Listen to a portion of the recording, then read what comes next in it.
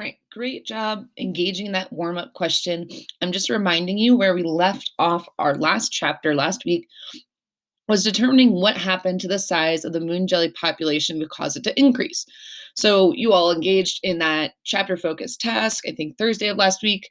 Now we're trying to figure out why. So we all figured out there was a population increase because there must have been um, more births than deaths, which is correct. What we are trying to figure out is which of these two claims is what caused that population to increase that you see on your screen. So is it because claim one that there were more births and that those increased over time and they were reproducing more? Or claim two, were there just more deaths in that moon jelly population that we're studying? So our kind of investigation question here is what could have caused the size of the moon jelly population to increase and then kind of basing it on one of those two claims. Before we get into that or back into that, I do want to introduce that you will be learning a few new words today. We'll be reading an article set. First part of it we'll read together. The second part you will read on your own, and I'll explain that momentarily. But again, keep in the back of your mind, we're trying to figure out what can change the number of births in a population. Now, some of you probably have already figured this out that reproduction is the process of creating offspring, and that is one way that births can increase in a population. If you don't have it, go get your science notebook out real quick, pause this video, and add that into page 6 of your science notebook. I will prompt you later on if you want to wait and come back to that. That's okay too.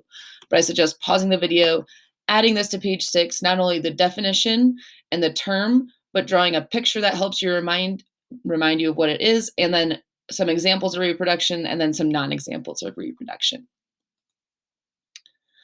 The other term you'll see today, and this will go on page 7 of your notebook, again, I will give you a prompt later on in the Google form to do this, is the ability to make things move or change. So that's another key term that you'll learn about in the article from today.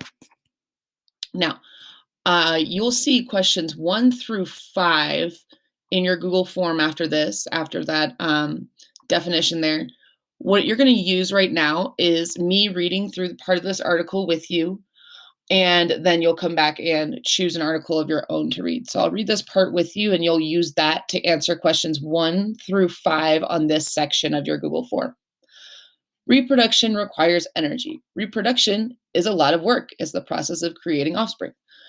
Some organisms, which are, if you didn't know, they're living things, travel thousands of miles to find a mate, the right place to lay eggs, or the right spot to give birth.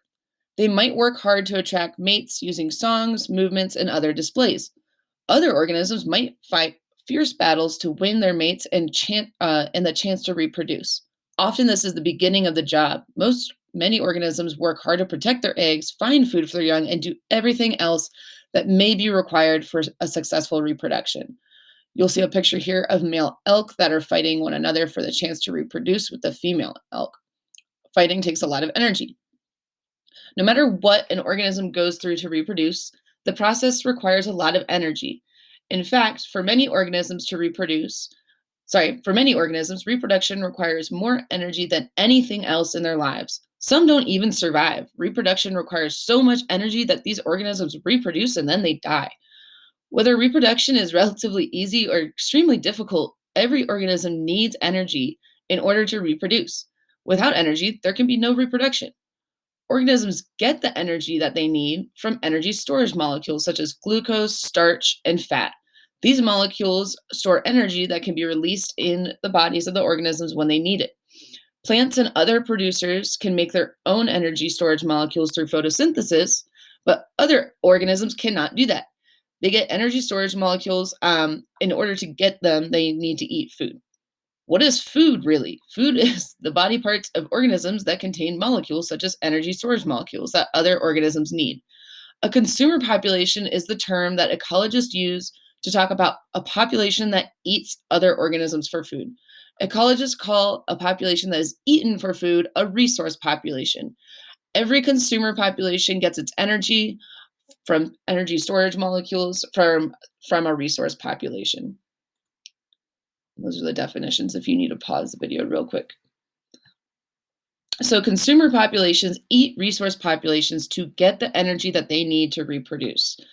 To learn about some specific populations and how to get an enormous number of energy storage molecules they need to release energy for reproduction, read one or more of the chapters that follow.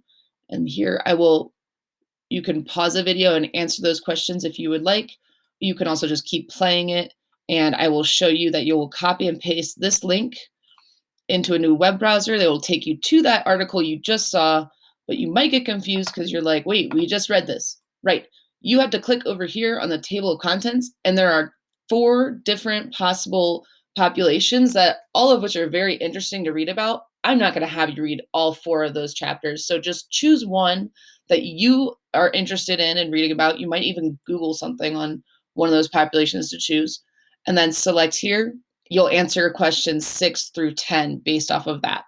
Good luck. You got this. I know you can do it.